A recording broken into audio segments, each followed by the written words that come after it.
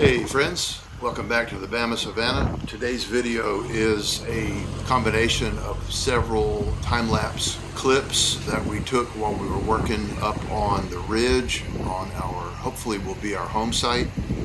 Anyway, let's get into it. This spot here we started out, it was very overgrown. There are lots of smilax, which is basically a greenbrier plant. We had to deal with them first. First thing that I did was get our brush cutter and go in here and try to cut as much of the smilax as I possibly could and make it so we could walk through here without tripping. The next thing that we did was begin cutting.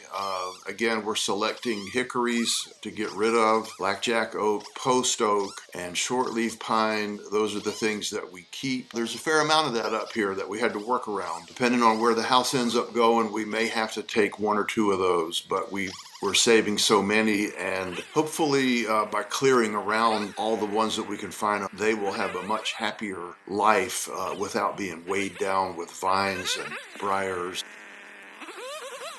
Before we go any further, just a slight digression. I just want to say how much I admire content creators who take the time to set up cameras, put on microphones, talk into the camera, and do all that kind of stuff. I just can't figure out how to do it all and still get any work done. So maybe someday we'll get to that point, but in the meantime, I'm going to try to make do with setting the camera up, working, and then trying to do a voiceover after the fact that makes sense.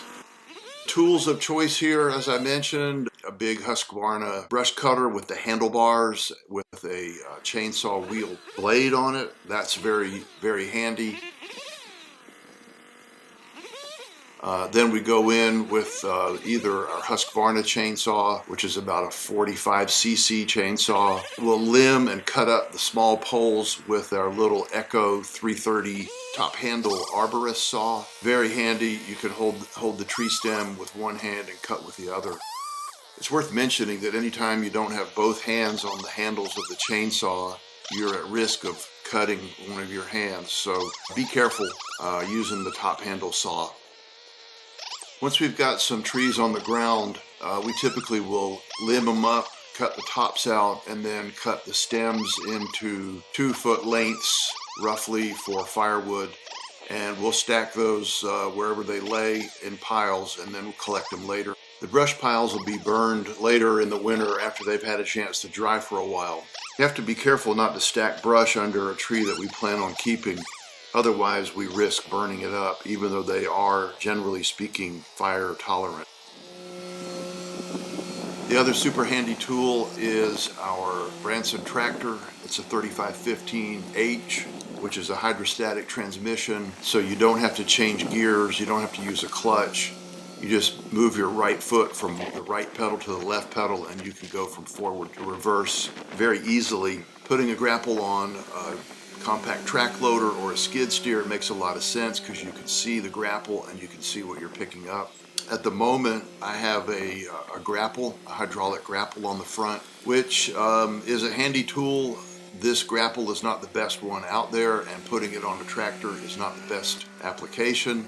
On a tractor, it's really hard to see. A lot of times you'll see me bending over or standing up to try to see where the grapple is and where the brush or the log is that I'm trying to pick up. On the back of the tractor is a Besco flail mulcher. It's what they call trail cutter, supposedly able to mulch up to 5-inch diameter trees. That has not proven to be the case, at least in the sense of one tree 5 inches in diameter.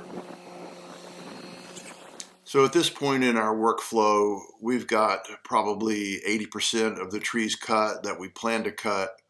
We can't cut them all at once. It would end up with just a chaotic ground area to work in. It would be too dangerous. We try to keep it fairly clear, so we'll cut a handful of trees, limb them up, cut the stems, stack them, and push the brush into a pile with the tractor. Here's a good sequence showing us cutting a tree. I typically cut them 2 or 3 feet above the ground, limb them, cut them to length, stack the logs out of the way, and cut the stump close to the ground. It's a lot easier to do that after the tree is removed. Once the tree stump is cut close to the ground, We'll treat it with herbicide to prevent resprouting. Okay, folks, that's going to do it for today's video. In future videos, we're going to lay out the house and do a little bit more clearing. And this is a quick view of the water from our home site, which you can barely see through the trees. That's about 650 feet below the ridge. All right, bye for now.